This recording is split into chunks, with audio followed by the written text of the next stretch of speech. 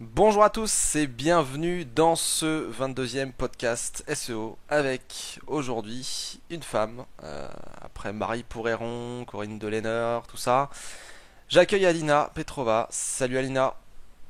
Salut Thomas.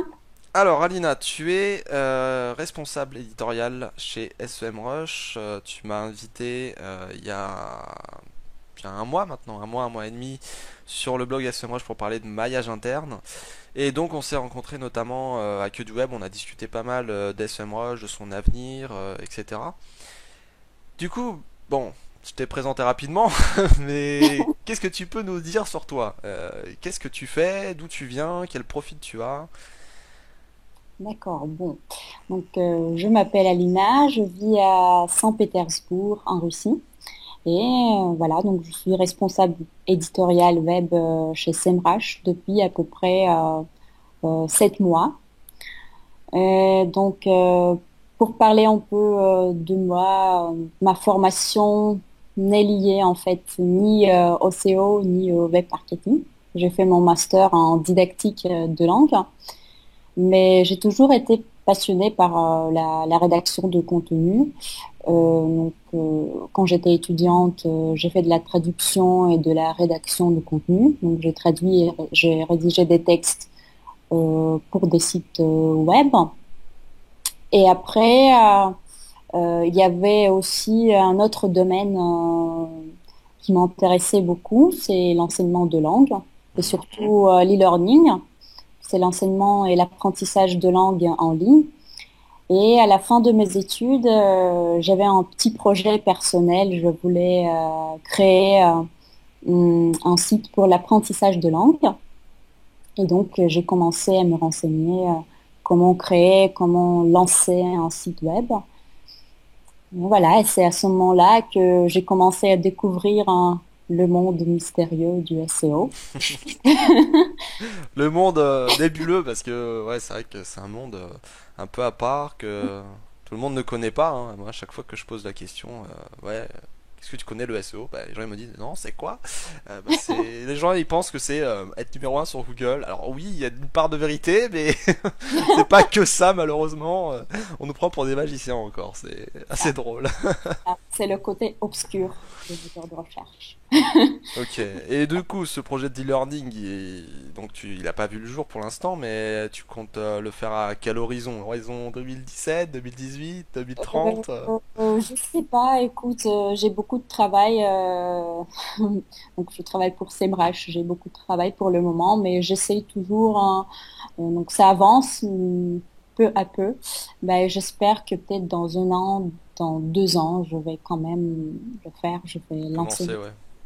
Ah bah c'est difficile. Moi-même, enfin, je dis moi-même, mais bon, je pense qu'il y a beaucoup de gens dans la communauté qui ont du mal, voilà, à joindre le temps, le projet, le travail, pro, C'est ça, perso, tout ça. c'est Moi, ça. enfin, dès que je bosse, déjà, je peux pas penser à faire des sites. Enfin, j'en vois qui font plein de MFA, des Made for AdSense tout le temps pour monétiser ou faire de l'affiliation, mais je sais pas où ils trouvent le temps. Donc, bon, bref. Non, mais je comprends que ce soit difficile en Ouais. tout cas. Si tu Après, bosses sur SEMrush, je ne veux pas faire ça pour monétiser, c'est plutôt ce qui me passionne, c'est ouais, c'est mon pour toi. projet personnel, mais tu vois, quand on travaille, on n'a pas toujours, oui, c'est vrai, assez de temps pour réaliser nos propres projets. Donc, on verra. J'essaye toujours d'avancer. Ok. Et Alors, donc, après, quand je cherchais un travail, je suis tombée sur une offre emploi de Semrush. Et voilà, et donc ce poste incorporait un peu tout ce qui m'intéressait à ce moment-là. Donc c'était la rédaction de contenu, c'est le travail pour l'équipe Semrush France. C'était quand même important pour moi pour que mon travail soit lié au français et aux langues étrangères. mhm. Et le SEO, qui était un domaine nouveau pour moi, mais que j'avais envie de découvrir plus en profondeur. D'accord. Ouais, donc t'es vraiment, enfin, t'es pas au début non plus, mais bon, t'es pas consultante SEO non plus. T'es Mhm. entre le débutant et, enfin, entre guillemets, l'expert, quoi. t'as des connaissances avancées, mais c'est pas pour autant que, enfin, t'es dans le début de, le milieu de ta progression plutôt. Oui, plutôt au début même, je dirais. Plutôt le Il y a début beaucoup de même. choses oui, il y a beaucoup de choses à apprendre, hein. Et tu vois, mon travail est plutôt lié au web marketing, mais bien sûr, je dois bien connaître le SEO parce que bah, c'est MRAH. Ouais, donc toi, t'es surtout focalisé contenu. D'ailleurs, c'est ce qu'on voulait aborder, le content marketing, etc. Parce que du coup, toi, c'est vrai que t'aimes bien ce truc-là, faire des stratégies concrètes de content marketing, c'est quand même, enfin moi personnellement, c'est ce que je te disais avant d'enregistrer ce podcast, je trouve que c'est quand même assez nébuleux en France. C'est que content marketing, on utilise ce mot un peu, enfin ces deux mots, à toutes les sauces. C'est-à-dire que on l'utilise, voilà, quand on fait une vidéo, quand on fait un texte, quand on fait tel ou tel truc. Mais moi je trouve que c'est véritablement un état d'esprit où il faut essayer bon, d'être utile, etc., de faire des émotions, que les gens, qu'ils soient tristes, qu'ils soient contents, qu'ils soient émus, qu'ils soient, enfin, je pense qu'il y a quelque chose derrière, vraiment à transmettre. C'est une histoire de transmission et de partage, de plein de valeurs en fait. Moi, pour moi, c'est ça le content marketing. Mais bon, on va en parler dans quelques minutes. Mais avant, il y avait quelque chose qui m'avait interpellé quand on avait discuté à Que du Web il y a 2 semaines. Mhm. Euh, c'est la composition d'SEM Rush. Euh, Position. Tu m'avais dit donc que le siège social était aux États-Unis Mhm. et que donc il y avait un pôle en Russie qui s'occupait quasiment toute l'Europe, la partie européenne quoi, que vous développez. Après, oui, il y a les développeurs aussi qui sont en République tchèque et à Chypre. Nous avons plusieurs sièges, hein. Mais donc notre équipe marketing est à Saint-Pétersbourg. Moi, ce qui m'avait impressionné, c'était le nombre de personnes, parce qu'on s'imagine pas que vous êtes autant. Et quand tu m'as, enfin, je te laisse dire le chiffre, hein, le nombre de personnes qu'il y a juste en Russie, parce que honnêtement, moi, ça m'avait assez perturbé quand tu me l'avais dit, et même il y avait des gens avec du web. Waouh, vous êtes, je te laisse On est dire le chiffre. nombreux, on est nombreux, mais c'est bien. Pourquoi? Ah, tu veux pas dire le chiffre? C'est 300, c'est ça? Ouais. Ben après, on ne le cache pas, ce chiffre, hein, il est indiqué sur notre site web. Ouais, mais franchement, moi quand tu me l'as dit, voilà, vous êtes 300 chez SEM Rush, je me suis dit putain, mais en fait, c'est pas un petit tool, c'est pas un petit tool le truc, parce que tu vois en France, bon, t'as les outils vraiment très spécialisés où voilà, il y a une, deux, trois personnes, enfin, c'est vraiment un petit comité quoi, c'est entre potes limite qu'on le fait. Après, t'as des trucs un petit peu plus gros, bon, t'as Yoda qui a été voilà, qui est monté en dizaine, après ça s'est réduit, etc., qui fluctue, on en a discuté encore avec du web. Euh, bon, t'as plein de boîtes, et c'est vrai que toi, quand tu m'as sorti, putain, on est 300, et c'est juste en Russie, je crois, 300. Ouais, je crois que ouais. Après, il y a aux États-Unis, je sais pas combien ils sont, franchement. Ouais, en même temps, on va pas compter les 300 personnes. On se dit, il y a Mais, beaucoup de monde qui bosse ici, c'est une fourmilière, et puis c'est fini, quoi. mais tu sais, nous avons plus de 30 bases de données. Donc, pour chaque région, il faut avoir des personnes qui s'en occupent déjà. Après, nous essayons aussi de devenir une plateforme pour les web marketeurs, non seulement pour le SEO. Et nous sommes en train de lancer de nouveaux outils. Donc, il faut s'occuper de tout ça. Donc, et voilà, il faut avoir des ressources humaines Mm. et Ah, c'est d'ailleurs un grand sujet, la base de données de SEMrush, comparé à celle de Insight, par exemple. C'est et souvent c'est le débat, tu sais, ça le sujet du podcast. c'est SEMrush Voilà, versus Yoda. on va pas discuter de ça. Non, mais enfin, tu viens de dire la réponse en fait. C'est que vous traitez énormément de pays et enfin tu prends Yoda, c'est surtout la France, même si je pense qu'il travaille sur d'autres pays aussi pour le futur. Vous avez voilà un service pour chaque pays. C'est difficile de développer chaque pays à chaque fois avec une grosse base de données, de faire des recherches, de faire des algos, de faire des programmes, tout ça. Enfin c'est assez long. Rien que par exemple traduire un tool. enfin, ça prend énormément de temps. Enfin, c'est chiant, clairement. Donc bon, moi personnellement, je le comprends et bon, bah, j'espère que ça va s'améliorer. Mais bon, de toute manière, chacun ses qualités, chacun ses défauts, hein. Chez SMWatch, il y a des très bonnes choses et des mauvaises choses. Chez Insight, c'est pareil, hein. Il y a des trucs qui sont bien, et des trucs qui sont pas bien. Bref, Bien sûr. il faut communiquer ensemble, c'est ce qu'on a conclu finalement, je pense, à Que du Web, c'est que voilà, on était tous dans cette salle, dans le CID, avec voilà, différents acteurs qui faisaient du tracking, qui faisaient de la recherche de mots-clés, de l'audit, du big data, etc.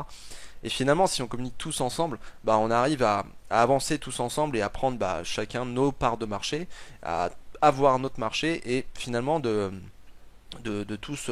Il y a de la place pour tout le monde en quelque sorte, quoi. Et ça, moi, je trouve ça très très intéressant de pas se marcher sur les pieds parce que on est finalement une communauté qui est assez restreinte par rapport à d'autres communautés sur la planète dans d'autres métiers. Et bon, c'est quand même assez intéressant, quoi.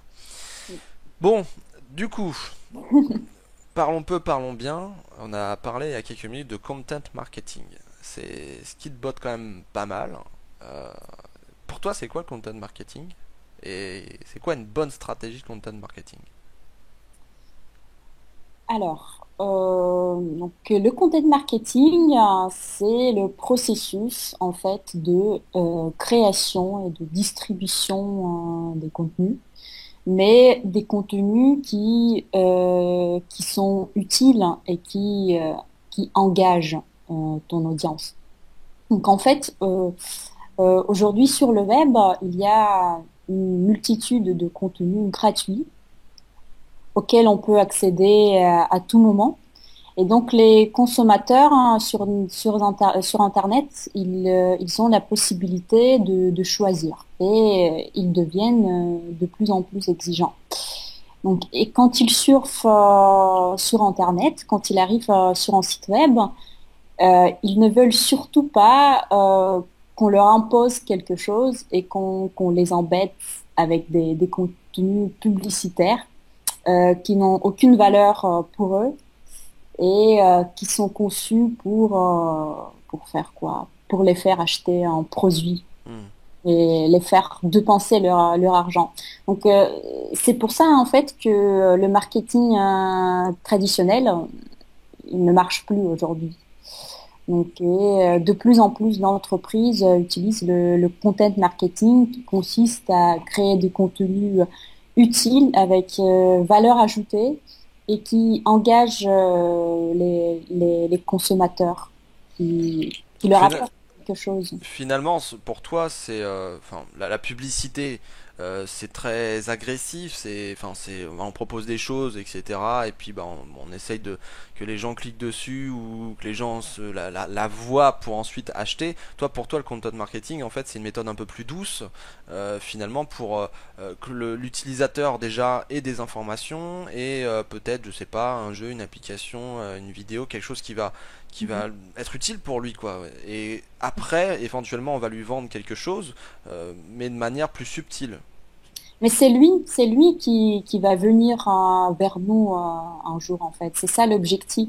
L'objectif est que le consommateur il découvre nos contenus, qu'il les apprécie et peut-être voilà un jour il va dire bah bon j'ai eu accès à plein de contenus utiles créés par cette entreprise. Pourquoi pas venir vers cette entreprise pour acheter son produit. Hmm. Et du coup, bon, je pense qu'on a à peu près saisi qu'est-ce qu'il fallait faire, qu'est-ce qu'il fallait faire. Qu'est-ce que c'était plutôt le content marketing. Maintenant, quelle stratégie tu penses enfin, il y en a plein des stratégies. Mais pour toi, Mhm. comment faire marcher ce truc-là? Parce que bon, on dit souvent, par exemple, on a un blog. Je viens de dire la moitié de la réponse. On a un site e-commerce. Et souvent les gens, tu sais, ils Ouais, disent, c'est bon bah blog. faites un blog. Tu fais des catégories, tu mets un WordPress, t'écris ton truc, tu regardes un peu tes mots clés, tu les mets dedans et puis c'est fini, quoi. Moi personnellement, bon, enfin, il y a beaucoup de gens qui disent que ça marche pas. Moi, je dis ça marche.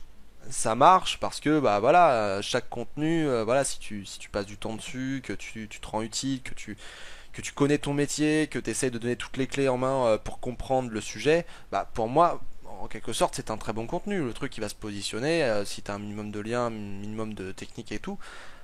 Et puis voilà, ça va marcher. Donc le blog, ça marche. Maintenant, il n'y a pas, comment dire, une stratégie sur le long terme. Il n'y a pas quelque chose derrière de marketing, vraiment. Le vrai gros marketing, quoi. C'est juste, on a l'impression de la rédaction de contenu et puis c'est tout, quoi. C'est brodé pour broder.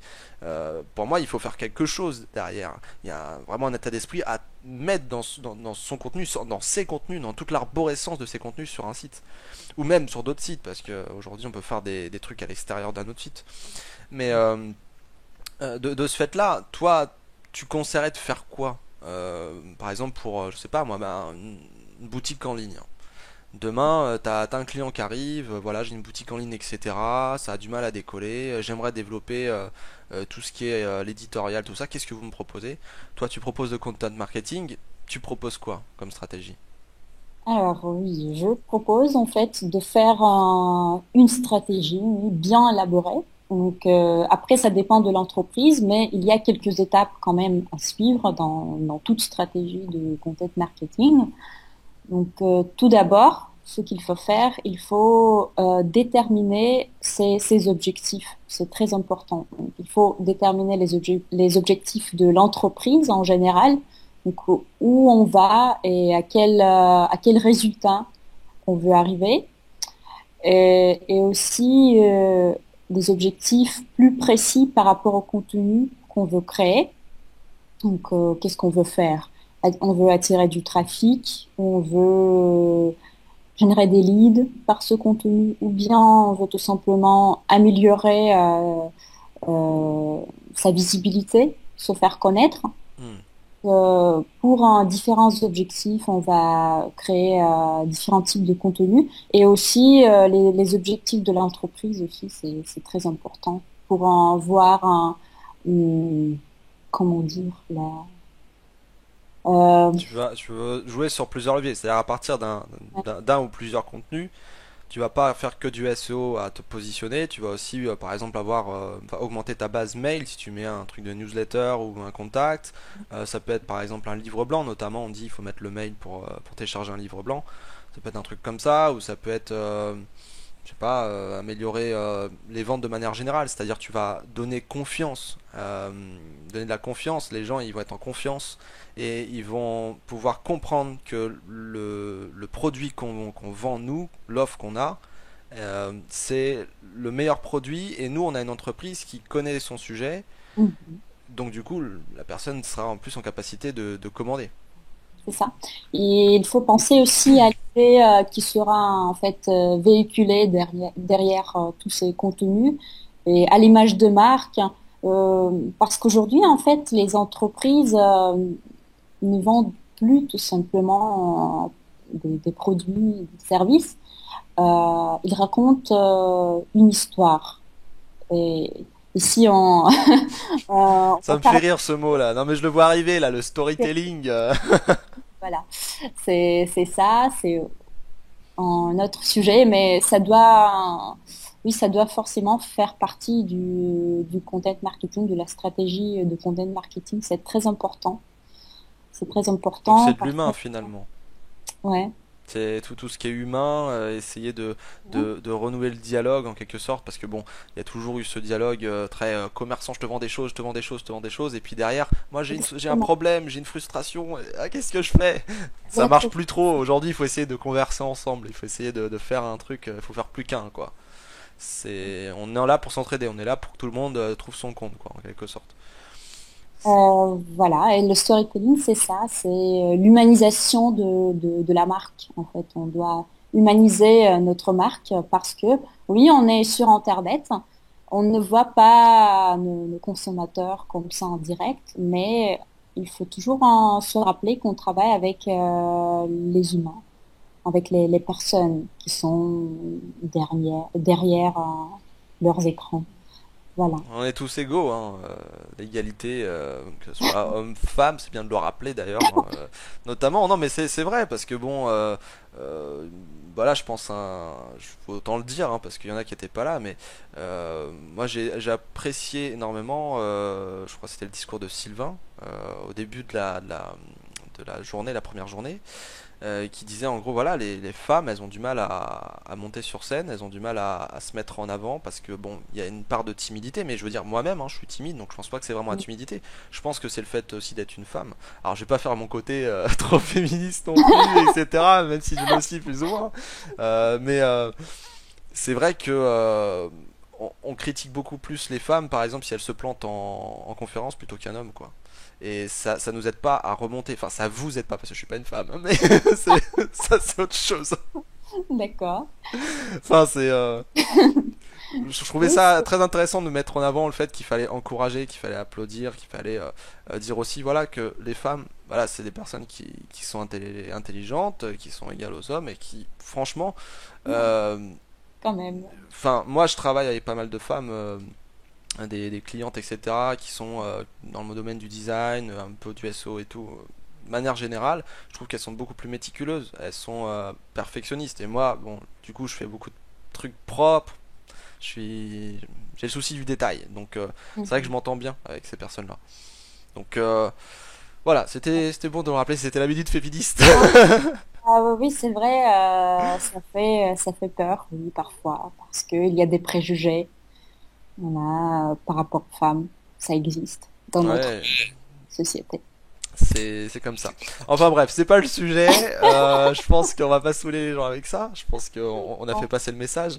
Bon, revenons sur le content marketing. Euh, du coup, bon, c'est comment prometteur. ça peut se mettre en place?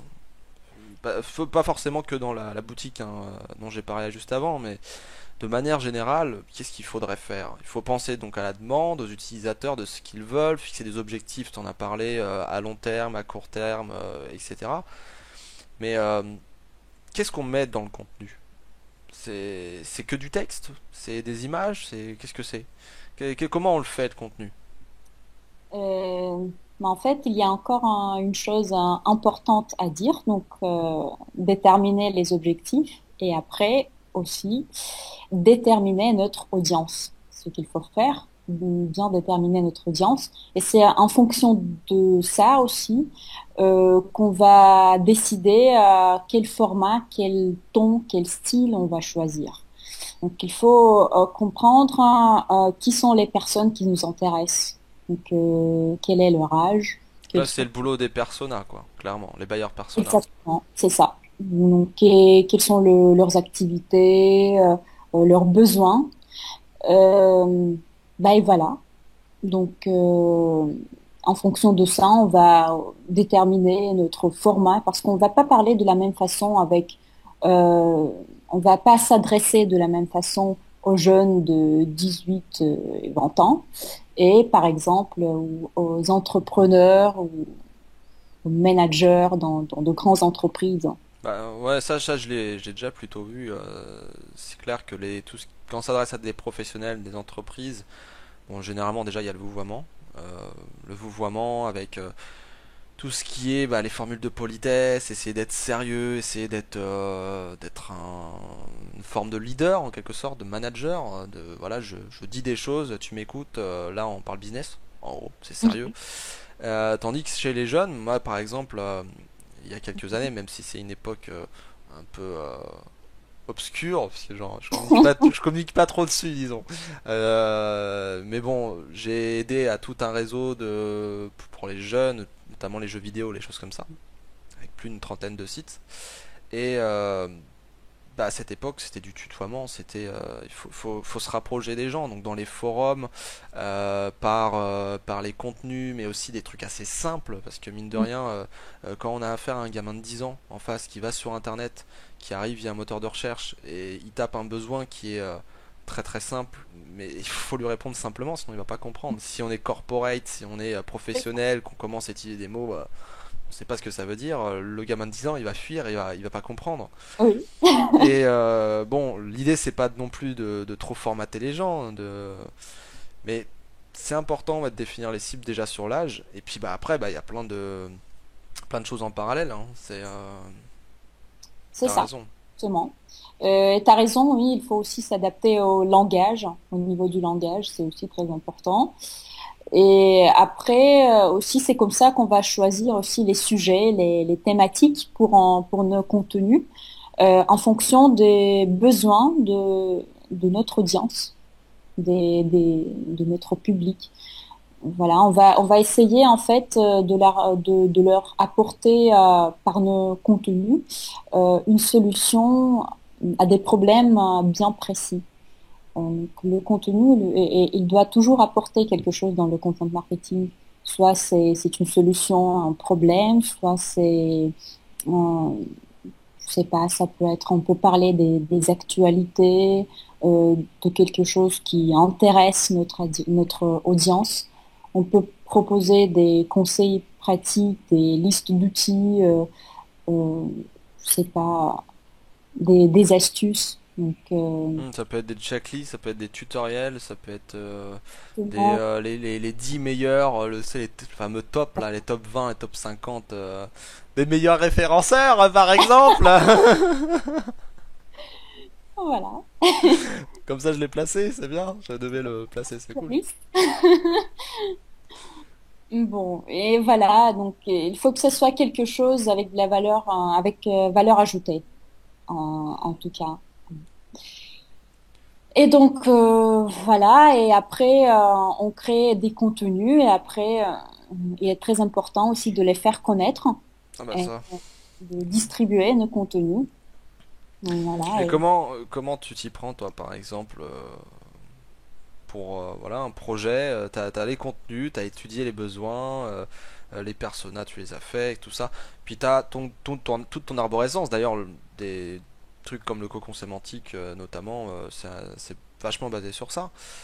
Tout est bien imbriqué, tout est bien fait, tout est sur le site. Alors déjà, bon, le fait d'avoir optimisé tout ça, ça en SEO, ça va venir quand même assez rapidement. mhm. Mais qu'est-ce qui peut être bien? Bon, on parle souvent des réseaux sociaux, Facebook, Twitter, Google+, mais bon, c'est un peu nul. Ça n'existe plus. LinkedIn, puis bon, tous les autres. Moi, je pense aussi qu'il faut aller dans les réseaux sociaux spécialisés hein, pour notre thématique. Euh, mais je pense qu'il n'y a pas que ça finalement. Il y a plein de moyens. Pour moi, on peut utiliser en fait tous les moyens qu'on connaît depuis la nuit des temps sur le marketing. C'est-à-dire le bouche à oreille, le papier, les publicités, les affiches publicitaires chez JC Déco, tout ça là, les Mhm. gros panneaux bien connus là, en plein milieu des routes. Euh, Tu penses que c'est un tout finalement ou tu as des méthodologies pour toi ou des stratégies qui fonctionnent mieux que d'autres? Bah déjà, on parle ici là de la stratégie de social media, de réseaux sociaux, je crois déjà. Donc c'est dans notre équipe, il y a une autre personne qui s'en occupe. Mais après, je crois que les réseaux sociaux, c'est vraiment c'est le moyen le plus efficace, en tout cas pour la distribution de contenu. Pourquoi? Parce que sur les réseaux sociaux, on peut créer des communautés. On peut créer des communautés ou sinon on peut aller dans des communautés avec des gens qui nous intéressent. Parce Hmm. que des communautés, c'est en fait c'est un groupe, oui, C'est des cercles, ouais, des des gens, cercles proches de nous quoi.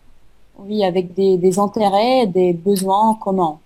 Donc voilà, comme ça, on peut vraiment faire la sélection et on peut vraiment adresser nos contenus à une audience bien précise.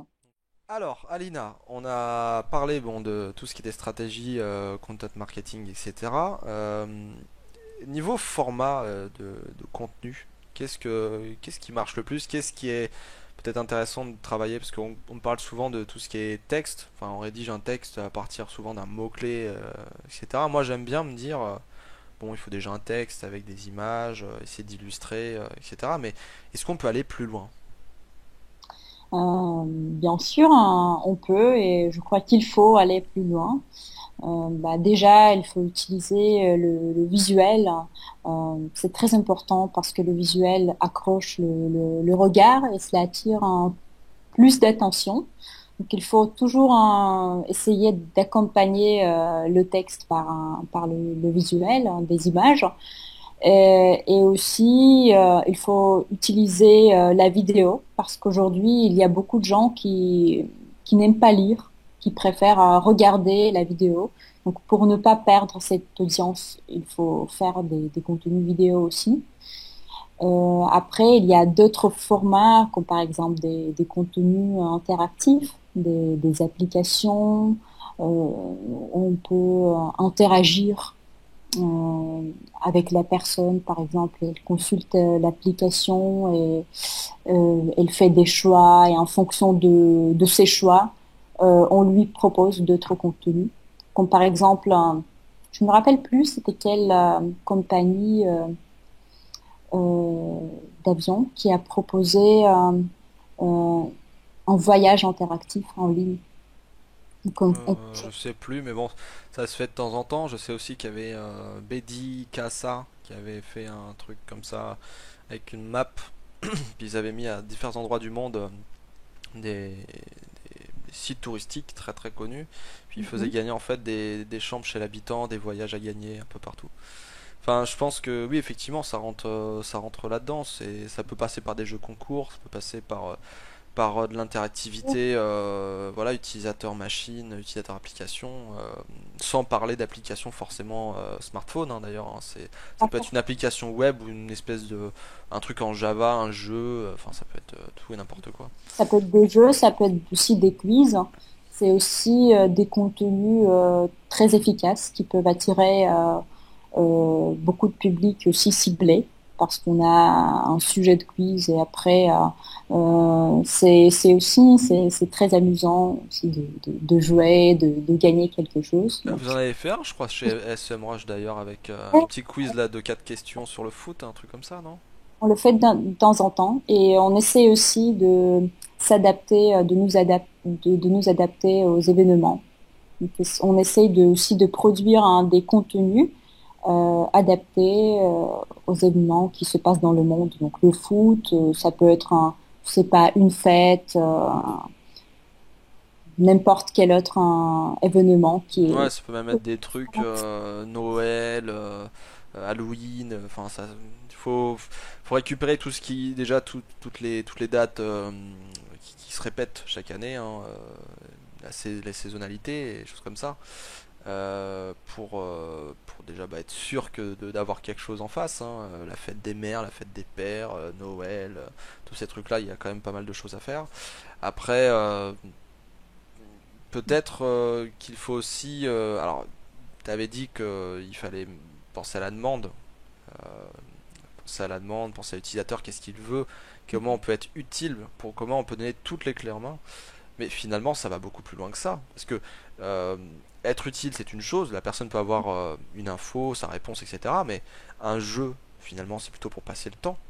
Ça peut être parfois juste comme ça. C'est le principe, comment ça s'appelle déjà, la gamification, faire le fait ouais, de faire un jeu de manière générale, un jeu grandeur nature avec son site, avec son idée. Ouais, non seulement utile, hein, donc l'objectif du contenu, ça peut être aussi distraire, pourquoi pas. Distraire, hein, éduquer, voilà, informer. Aussi sur l'actualité. Comme ça, on parle aujourd'hui de la transformation d'une marque en média, en fait. La D'accord. marque, avec des blogs, des articles hein, et d'autres contenus. Donc, la marque devient vraiment un média. Ouais, c'est un peu comme ce que disait cette conférence m'a littéralement foutu de baffe le jour où je l'ai vu.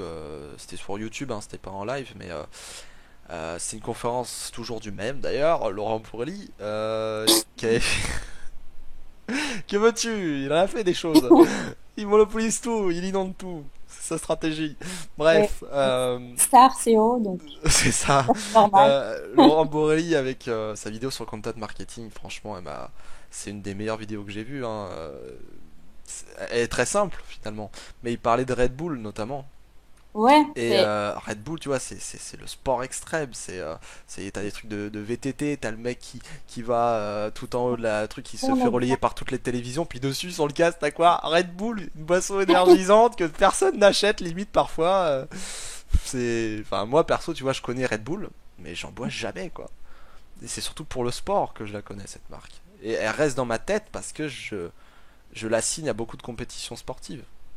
Et c'est ça en fait, c'est ça le content marketing et c'est aussi le storytelling quand on commence à associer une marque à voilà, quelque chose d'extraordinaire comme Red Bull avec la chute libre hein, oui, dans la stratosphère.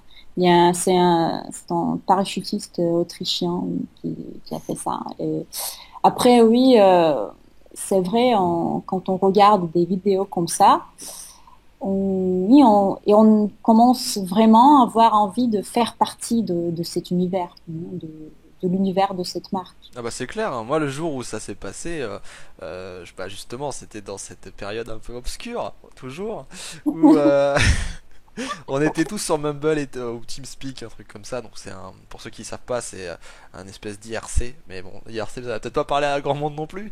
Euh, c'est des espèces de salons en fait où on clique dedans et puis on peut parler à l'oral et ça permet pour les en jeu vidéo de faire des équipes de jeux, de discuter ensemble, etc.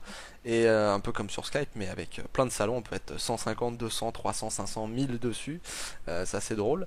Et du coup, bon, on avait tous assisté au départ, mais du début où il est sur la terre ferme, à la montée qui a pris quand même plusieurs heures hein, pour monter au-dessus de la stratosphère à je sais plus combien de kilomètres et de kilomètres.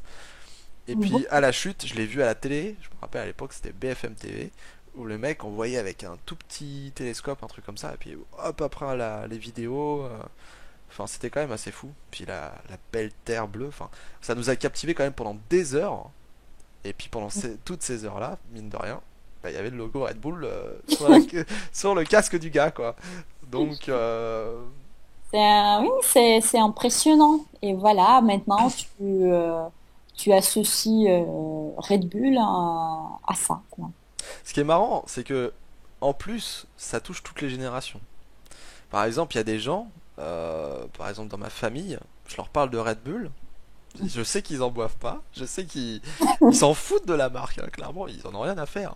Mais le seul petit truc, c'est souvent d'ailleurs le truc sur la stratosphère qui revient, bah ils savent ce que c'est. Ils savent que c'est une boisson énergisante, ils savent à quoi ça sert, enfin, c'est très subtil, mais non, moi je trouve que c'est un très bon exemple, et Laurent, quand il a fait cette conférence, je pense qu'il a choisi un des meilleurs exemples de content marketing parce que quand on voit leurs comptes sur les réseaux sociaux, Twitter, Facebook, tout ça, c'est des millions et des millions de personnes qui suivent.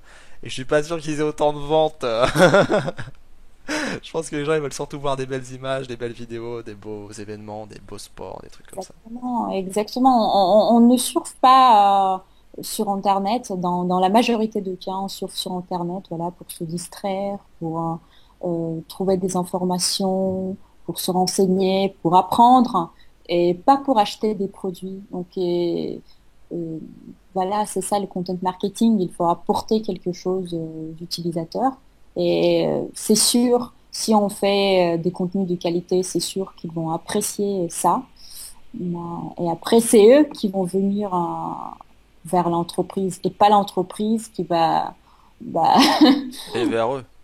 voilà, Enfin, imposer quelque chose, venir toujours avec la publicité euh, vers, un- vers les consommateurs. les gens viennent pour autre chose finalement. Parfois. Enfin, ça dépend de la stratégie, hein, c'est toujours pareil. Mais c'est vrai que si on reprend le cas de Red Bull, moi je vais sur leur site, c'est pas pour les boissons énergisantes, hein. C'est pour voir les mondiaux de je sais pas quoi, ou les résultats pour tel ou tel truc, ou tel événement, notamment en VTT, les rollers, les rollers, les skateboards. Mhm. Mais enfin, les trucs comme ça quoi. Mais ouais. Et du coup, une fois qu'on a fait cette stratégie de content marketing, qu'on a transformé notre média, notre marque en média, qu'on est vraiment, voilà, comme Red Bull ou peut-être un peu moins parce que c'est quand même le niveau il est haut. euh, il faut analyser tout ça, les résultats. Enfin, comment on s'y prend, comment on peut savoir si notre stratégie de content marketing elle a fonctionné. Bien sûr, il faut toujours analyser les résultats. Euh, il faut mesurer la rentabilité de la stratégie de content marketing. à l'aide des outils analytiques. Donc, il faut voir comment les consommateurs, les utilisateurs interagissent avec notre contenu.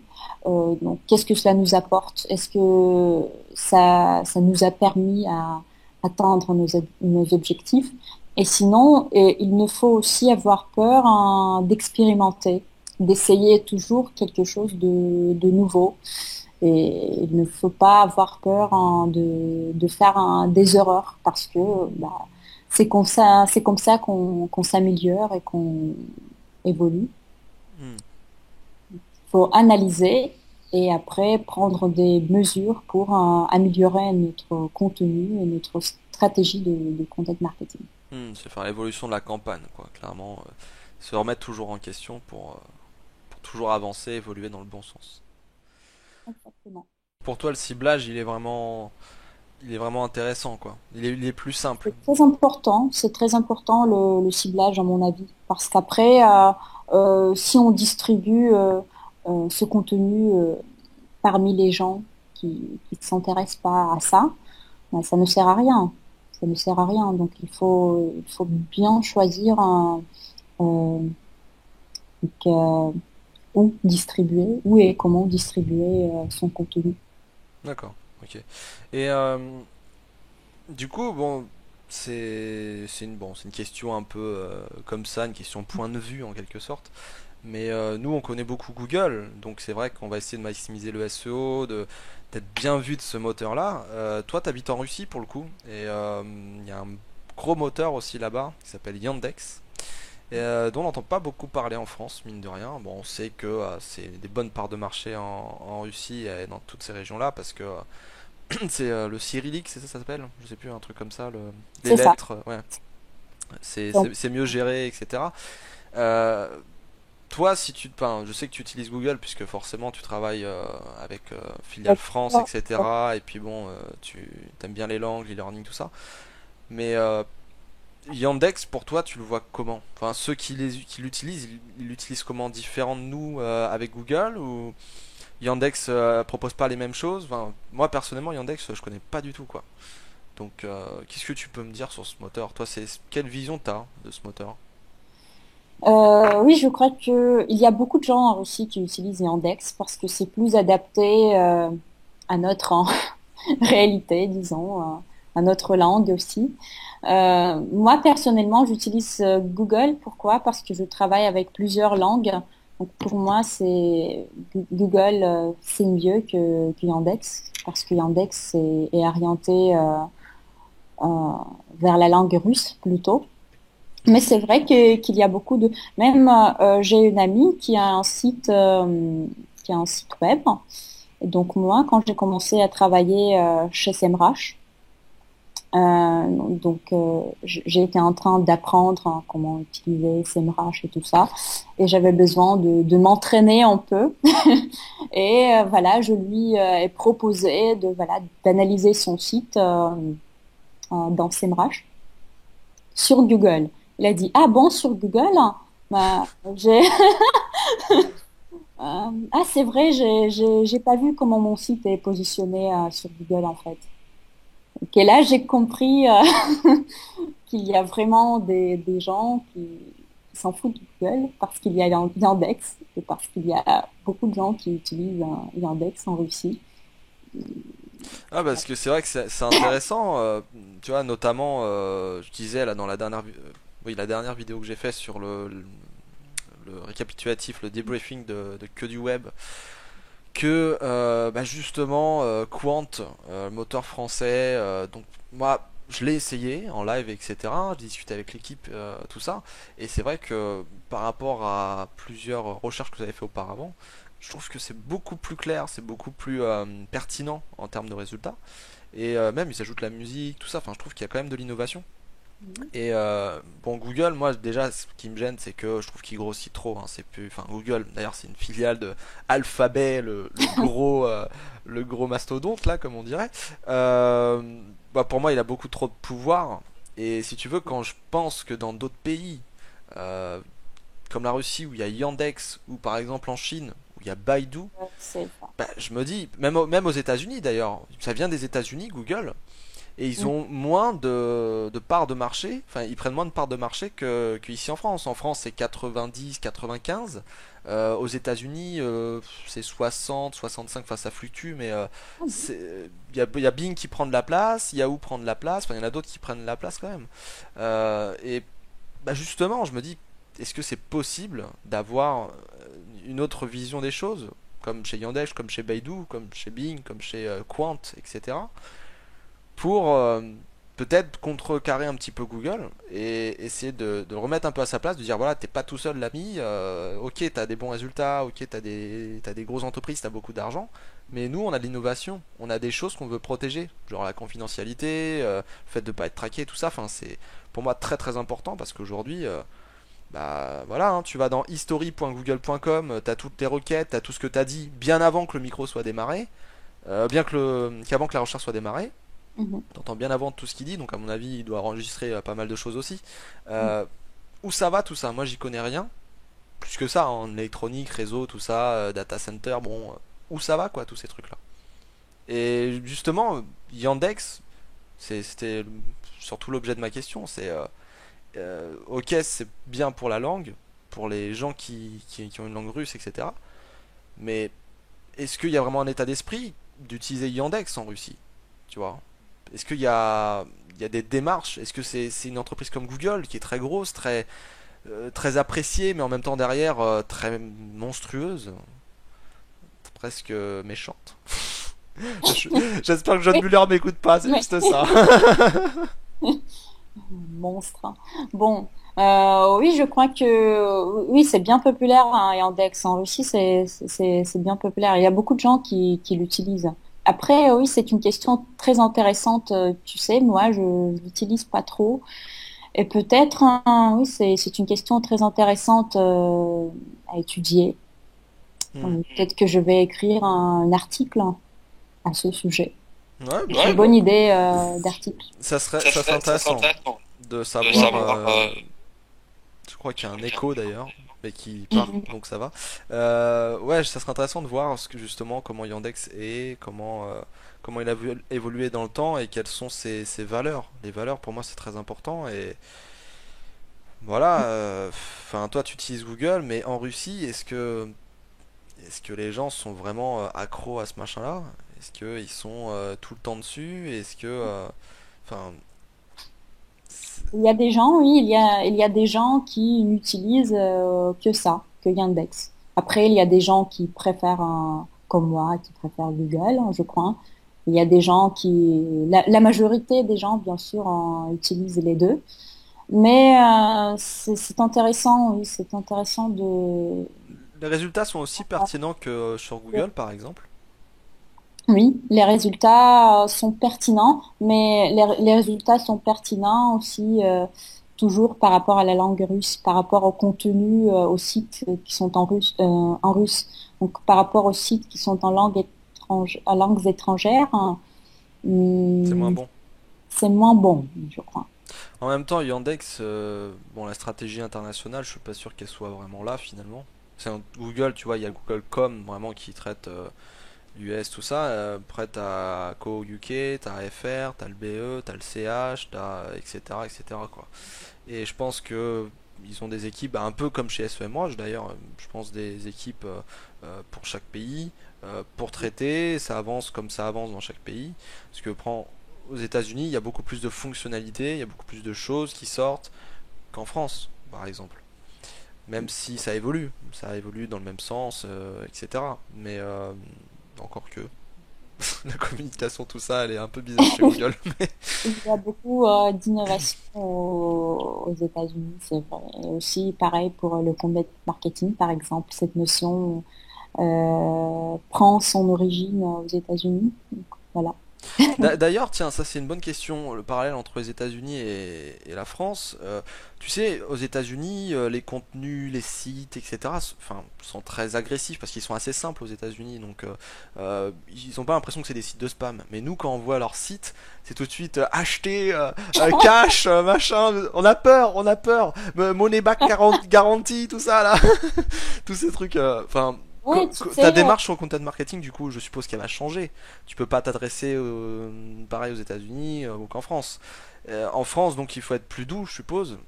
Mais raconter une histoire, etc. Mais à quoi faut faire attention? Enfin, si on revient un petit peu sur ce sujet du content marketing, à quoi faut euh, faire attention en France? tu sais, c'est aussi une question très intéressante parce que il y a vraiment ce rapport, je crois, entre la création de contenu et la mentalité. Donc, il faut qu'on s'adapte à son audience. Et si on travaille à l'international, il faut qu'on s'adapte aussi à plusieurs mentalités, en fait. Parce on va pas s'adresser de la même façon aux Français. Qu'aux Américains, Russes, je sais pas, Japonais, Chinois, etc. Ouais, je vois bien. Ouais. D'accord, ok, très bien. Euh, Tu parlais justement de langue. Là, si on est en plein dans l'international, c'est bien. T'es passionné des langues. Tu parles combien de langues? Juste pour savoir. Quatre, Russe, français, je suppose. Russe, français, Anglais un peu. non, allemand et anglais. Voilà. Et russe. D'accord, ok. Voilà, russe, français, allemand, anglais. D'ailleurs, c'est ta collègue Nathalie, Natalia. Bon, bref. Enfin, je lui ai posé la question. En combien de temps elle avait appris le français? En un an, elle avait dit. Je- Euh, un an après, elle a vécu pendant un an en France, si je ne me trompe pas, pendant un an. Ouais, mais moi je trouve Nathalie, ça. Enfin, Nathalie a tu sais, depuis suivi combien de temps j'apprends l'anglais? ce podcast. Mais Mais bon. l'anglais est plus simple. Et ça fait 10 ans, 12 ans que j'essaie d'apprendre l'anglais. Alors j'ai commencé à l'école, etc. Nan, nan, nan. Et j'ai vraiment essayé d'apprendre l'anglais à fond avec des correspondants, etc. à partir de l'âge de 20 ans. Donc ça Mhm. fait déjà quelques années. Alors je dirais, je peux converser, me faire comprendre quand même, mais je suis pas à l'aise. J'arrive pas à comprendre tout, quoi. Et je me dis, putain, mais c'est vraiment la France qui est comme ça. Il y a un problème d'apprentissage. Les langues, nous, ça ne réussit pas. Donc, figure-toi que si tu sors une plateforme d'e-learning pour apprendre l'anglais ou le russe ou je sais pas quoi, ça peut peut-être être cool si vraiment elle est bien conçue. Euh, et du coup, bon, tu parles toutes ces langues-là, tu voulais faire un truc d'e-learning. Comment tu vois une bonne plateforme d'e-learning? Comment tu vois l'apprentissage des langues? Parce qu'en France, mine de rien, c'est intéressant. On sort pas beaucoup, moi je trouve. Il n'y a pas énormément de consultants SEO, par exemple, qui traitent avec l'Europe. Enfin, Mhm. ils ont peur de parler en anglais, ils disent c'est chaud. Ou même les rédacteurs, ceux qui font de l'opérationnel, c'est tout de suite waouh, non, j'écris pas en anglais, ou mon anglais est un petit peu approximatif, etc. Enfin, qu'est-ce que tu pourrais dire à ces gens-là? Enfin, de foncer, ça prend avec le temps, ça je suppose, Je veux mais dire conseiller pour apprendre une langue étrangère ou bien quel bon conseil on peut euh, prendre pour bien alors apprendre une langue et se lancer là-dedans? Par exemple, demain je veux apprendre l'anglais, mhm. qu'est-ce que je dois faire? Quelle est la meilleure méthode? Est-ce que c'est les bouquins? Est-ce que c'est aller en Angleterre? Est-ce que c'est... Je sais pas. Alors en Angleterre c'est pas mal, oui, ça va t'aider. Surtout si tu ne connais personne là-bas, tu vas vraiment être obligé d'apprendre. Ma première chose c'est la motivation, je crois. Faut trouver, c'est très important. Ça peut paraître banal, mais c'est très important. Il faut trouver la motivation. Euh, quand on apprend une langue pour le travail ou pour les études, la motivation, c'est évident. Donc, on a besoin de ce poste, on doit apprendre. Je sais pas, je veux continuer mes études à l'étranger, il faut que j'apprenne cette langue. Mais quand on apprend pour d'autres choses, je sais pas, pour voyager ou parce que ça va nous ouvrir des perspectives, mais nous n'avons pas d'objectif concret, ça devient un peu plus difficile de trouver une motivation. Donc, mais il faut le faire. Par exemple, voilà, tu as dit aller en Angleterre, tu peux faire ça. Tu peux aller dans un pays où tu ne connais personne. Et comme ça, tu seras obligé d'apprendre cette langue assez rapidement parce que tu en auras besoin pour vivre. Ouais, t'es obligé de t'en sortir, ouais. Sinon, tu peux, par exemple, tu peux faire quoi? Tu peux t'inscrire à une conférence internationale en anglais, par exemple, en tant que speaker. Voilà.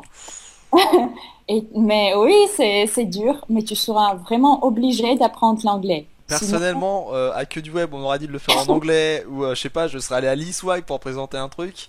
Enfin, je pense pas parce que j'ai pas le niveau, mais honnêtement, je me le sens pas du tout, quoi, de le faire. voilà, mais si tu sais que dans quelques mois, tu devras intervenir devant, je sais pas, 200 personnes en anglais, tu vas apprendre. Tu vas tout faire, ouais, c'est clair. Tu vas tout faire. Tu vas vraiment appliquer toutes tes forces pour apprendre cette langue. Donc, la motivation, c'est très important. Il faut en trouver. Après, il faut aussi apprendre régulièrement. Euh, idéalement, il faut apprendre chaque jour. Cela ne veut pas dire que tu dois chaque jour apprendre cette langue pendant des heures, voilà, que tu dois y consacrer beaucoup de temps. Ça peut être une chose simple. Tu peux regarder des vidéos, par exemple, en anglais. Tu peux, je sais pas, lire des articles, de petits articles, euh, prendre, apprendre des mots, mais il faut faire quelque chose chaque jour. Parce que sinon, notre cerveau, elle va commencer à oublier. Hmm. Si notre cerveau considère que ces mots, je sais pas, ces structures langagières sont inutiles pour lui, bah, il va pas les, comment dire, conserver dans le mémoire. Il va les rejeter. Il y avait un truc, je viens d'y repenser, lorsqu'on avait fait le plan, donc il y a une semaine, du podcast. On avait parlé donc des langues, etc. Et on s'était dit, est-ce qu'une machine peut apprendre une langue? Parce que tu sais, aujourd'hui, enfin, si je fais un peu l'historique, avant c'était beaucoup basé sur les statistiques. C'est-à-dire que voilà, tel nombre de mots apparaît nombre de fois, donc voilà, tu vas classer ce truc-là super bien et pour tel terme, etc. Maintenant, bon, c'est un peu plus complexe dans le sens où on va prendre tous les mots d'un texte, on va filtrer, ensuite on va faire des calculs de proximité entre les mots, entre les pages, entre les sites, tout ça, pour définir et comprendre le sens. Alors, il ne le comprend pas vraiment, ça reste une machine. Mais pour toi, est-ce que une machine, que ça soit en 2017 ou que ça soit en 2100, est-ce que tôt ou tard, elle arrivera à comprendre aussi bien et à parler aussi bien qu'un humain? C'est une question très difficile, Oui, mais non, mais je conçois. Et l'idée n'est pas que tu aies une réponse parfaite. tu vois, la machine, elle peut traiter le sens, elle peut, en fait, elle a beaucoup d'avantages par rapport aussi aux humains parce que la machine, elle peut apprendre une quantité énorme d'informations et l'analyser assez rapidement. Nous n'avons pas, notre cerveau n'a pas ces capacités. Mais de l'autre côté, je crois que la machine, N'a pas pour la d'âme, n'a machine, pas de. c'est difficile de comprendre les liens, les associations entre les mots. Ça, par exemple, les métaphores, tu vois, ce qui n'est pas Ce qui a direct. double sens, par Voilà. exemple, on parle souvent des termes qu'il faut préciser. Enfin, j'avais fait un article sur ça, sur les erreurs d'affectation, où je disais, voilà, un terme, s'il n'a pas un contexte, s'il n'a pas quelque chose qui nous indique clairement ce qu'on veut dire, ou si on ne comprend pas justement bah, toutes ces expressions, ou métaphores, analogies, tout ce qu'on veut, bah, ça peut fausser un petit peu le sens de la page. Et du coup, bah, c'est vrai que une machine, je me dis, bon, ça s'est amélioré, hein, moi, je suis toujours assez impressionné de ce qu'on peut faire aujourd'hui, hein. On a même des ordinateurs qui arrivent à calculer voilà, nos pas, ensuite les calories, les machins. Enfin, après, il y a les objets connectés, on pourra aller super loin. Mais toi, vu que tu as appris beaucoup de langues et que tu veux faire un système d'e-learning, est-ce que tu penses que c'est simple pour une machine de lui apprendre d'un langage? Parce que tu vas faire justement des affectations, tel mot en telle langue, c'est tel mot en telle langue. Mhm. Mais bon, après, qu'est-ce que tu peux faire d'autre, quoi? Bah ouais, après, séparément, c'est plus simple. Voilà, la machine, elle peut apprendre voilà, le mot avec ses significations, Mais ce qui devient plus difficile quand il faut combiner tout ça. Construire les phrases. Voilà. Au niveau des phrases, pour le moment, je crois que la machine, bah en tout cas, je suis pas spécialiste dans ce domaine, mais je crois que la machine, pour le moment, a du mal à identifier le sens au niveau de la phrase, au niveau du texte. Bah, à mon avis, le sens, en fait, elle le sort pas vraiment finalement. C'est-à-dire que elle va se baser sur des patterns, c'est-à-dire elle va lire tous les bouquins, tous les documents qu'elle a. Elle va taguer chaque mot. Voilà, ça c'est un sujet, ça c'est un verbe, ça c'est un adverbe, ça c'est un machin. Ce truc-là, il va avec tel mot. Ce truc-là, il va avec tel mot quand il est conjugué de telle manière. Donc on sort des espèces de patterns, des un code couleur, un code. Et à partir de là, elle va essayer de le refaire avec d'autres mots. Mais Mm. je trouve que c'est encore assez débile comme truc et je suis pas sûr que ça soit la si bonne méthode en fait. Pour le moment, oui. Mais il y a, pour le moment, il y a des techniques quand on prend des phrases ou même de petits textes et donc les machines apprennent comme ça. Ils apprennent pas les mots, non seulement les mots séparément, mais aussi des phrases qui sont souvent utilisées. Hmm. Voilà, et Oui, comme ça, peut-être un petit peu ce qu'on fait avec tout ce qui est knowledge graph, les choses comme ça, les résultats, enfin le moteur de réponse que est en train de nous faire de plus en plus Google, par exemple, quel est l'âge de Barack Obama, il sait bien que quel est l'âge, bah, ça signifie quelque chose, c'est qu'on veut peut-être un chiffre, on va faire l'année de naissance moins notre année, quoi. Ou un truc comme ça, quoi. Tu penses que ce genre de choses, ça va se multiplier de plus en plus et qu'on va lui faire apprendre en fait des tas de concepts. qui sait, mais c'est ça l'objectif en tout cas des moteurs de recherche parce que Google, il cherche à nous comprendre. À donner la réponse. Oui, il s'adapte au comportement des humains, il cherche à nous comprendre. Donc, et pour comprendre les humains, il faut comprendre leur langage. Euh, ben, voilà, et je crois que voilà, ça va évoluer parce que c'est important en tout cas. Bien sûr. Bon, on arrive à plus de 40 minutes, on est presque à 50. Du coup, bah, qu'est-ce que t'aimerais dire pour conclure tout ce podcast? Tu veux faire un message que du web, machin. Bah oui, merci pour que tu web, merci à Sylvain, c'était vraiment super. Mais merci à toi, merci beaucoup de m'avoir invité dans ce podcast. Bah, de rien, merci à toi d'être venu. Et merci à tous et à toutes qui ont écouté ce podcast jusqu'à la fin. Ouais, c'est vrai que c'est un peu long. Il y en a pas beaucoup hein, qui vont jusqu'à la fin. Mais c'est bien de le dire parce que il y a pas beaucoup de gens qui écoutent. Généralement, c'est les 20-30 premières minutes. Après, ça commence à décrocher. Ça dépend de la personne, ça dépend du sujet, ça dépend du temps qu'on a aussi, mine de rien, parce que je conçois que écouter un podcast toutes les semaines, c'est compliqué. Hein. Les fréquences sont assez difficiles à diagnostiquer, surtout en période d'événements comme le mois dernier où il y avait bah, performance web, il y avait que du web, il y Ouais. avait le SMX, etc. Donc c'est assez compliqué. Très bien, bah écoute, je te remercie d'être passé. Moi j'ai pas mal d'invités puisque bon avec du web j'ai conclu pas mal de petites invitations pour les podcasts. Il y aura ta collègue notamment. Bon c'est un peu un spoil, je suis en train de faire le spoil, mais Oui, ça sera plutôt bon à la rentrée, hein, on va pas faire toute l'équipe c'est SEM Rush à la filée non plus. Mais bon, à la rentrée, voilà, septembre, octobre, on verra avec Nathalie, du coup, Natalia, je sais pas, Nathalie, Nathalie. pour Oui, qu'elle puisse c'est comme passer tu veux, je sais pas. ici. Mm.